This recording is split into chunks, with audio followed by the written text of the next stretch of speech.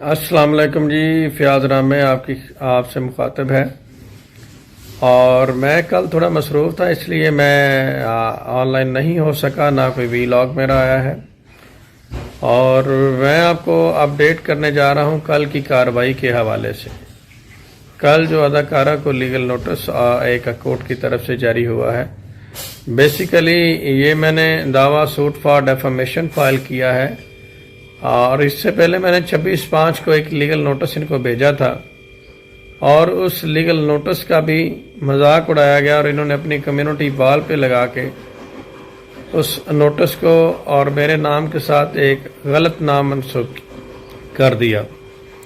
उसके बावजूद भी मैंने इनको इग्नोर किया, और मुसलसल इग्नोर करने के बावजूद फिर मैंने इनके वकील के ज़रिए इनको अप्रोच किया, लेकिन ये अपनी हरकत से बाज नहीं आई।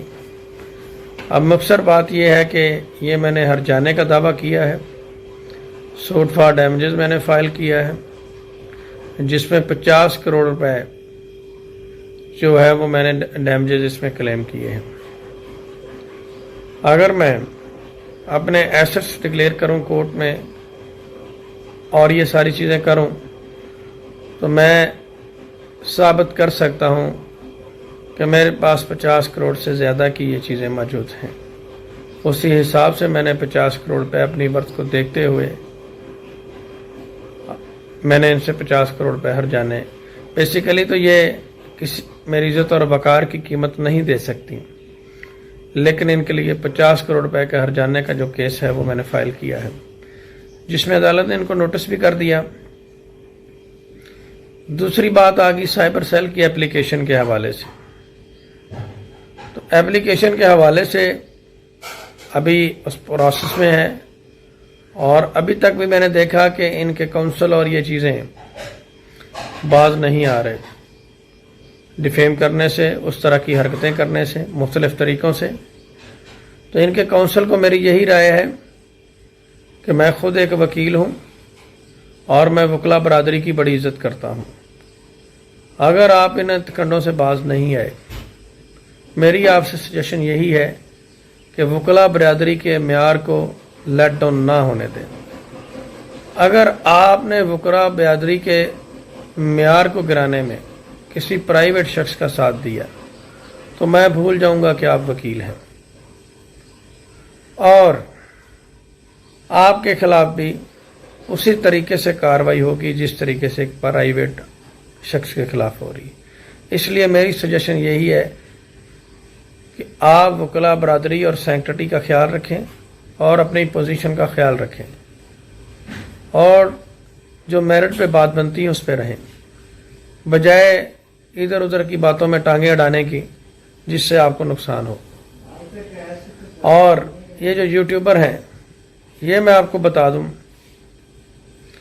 इनको किसी सूरत माफ़ी नहीं मिलने वाली। इनको जितना मजाक उड़ाना है आप लोग उड़ा लेने दें।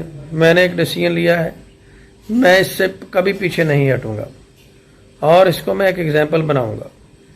और अदालती प्रोसीजर में थोड़ा वक्त लगता है। अभी इनको ये सब एप्लीकेशन मजाक लग रही हूँ मैं भी, लेकिन with the passage of time ये वहाँ पे चक्कर लगाते नज़र आएंगे आपको, और ये कभी कोर्ट होंगी, कभी किधर होंगी। अभी 2 सरप्राइज इनको कल और मिलेंगे। हर रोज़ एक लव लेटर इनको मिला करेगा इसी तरह का, और डेली जब इनको इस तरह के लेटर मिला करेगी हमारी तरफ से, तो तबीयत फ्रेश हो जाएगी। बेसिकली